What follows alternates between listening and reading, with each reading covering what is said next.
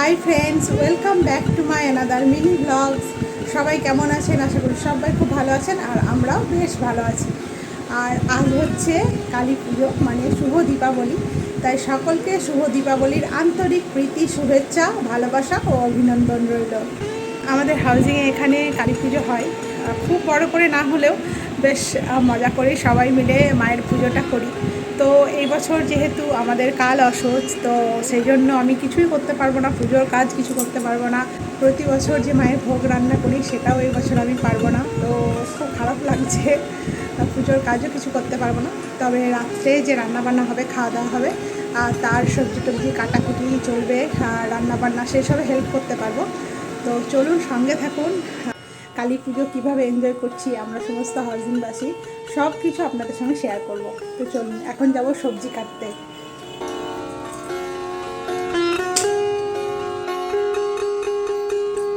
আর না বাবা, তুমি যাবে না নিচে? তাহলে আমি যাচ্ছি সবজি কাটতে আন্টিদের সঙ্গে, তুমি থাকো।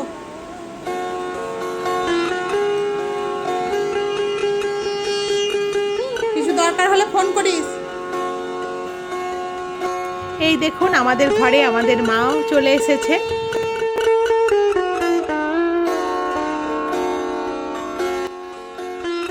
হ্যাঁ হ্যাঁ হ্যাঁ,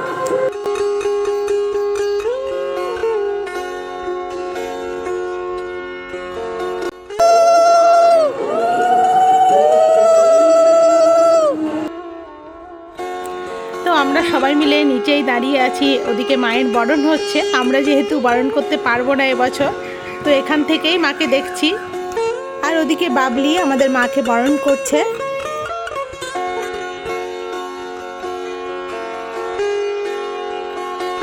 তো চলুন এবার আপনাদেরকে দেখাই কোথায় আমাদের মায়ের ভোগ রান্না হচ্ছে।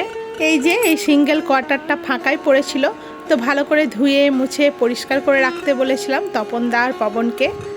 মৌমিতা আর শ্রাবণীদি মায়ের ভোগ রান্না করছে।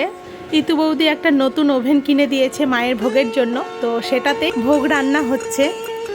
এই যে শ্রাবণীদি ময়দা মাখছে, এখন মায়ের ভোগের লুচি ভাজা হবে। আর ওই যে মৌমিতা, আর পাশের ঘরে হবে রাত্রে রান্নাবান্না। এই দেখুন, আমাদের সব সবজি কাটাকুটি চলছে। মণি বৌদি, জ্যোৎস্না আর আমি তিনজনে বসে গেছি সবজি কাটতে। মায়ের ভোগের রান্নার সাথে সাথে আমাদের রাত্রে রান্নাও শুরু করে দিয়েছে ভোলা কাকু। এই যে খিচুড়ি রান্না হচ্ছে। আজকে রাত্রের প্রসাদের মেনুতে কি আছে আপনাদের সঙ্গে পরের ভিডিওতে শেয়ার করব। তবে আজকের ভিডিওটি ভালো লাগলে অবশ্যই ভালোবাসা দিয়ে পাশে থাকবেন। সবাই খুব ভালো থাকবেন, দেখা হচ্ছে খুব তাড়াতাড়ি।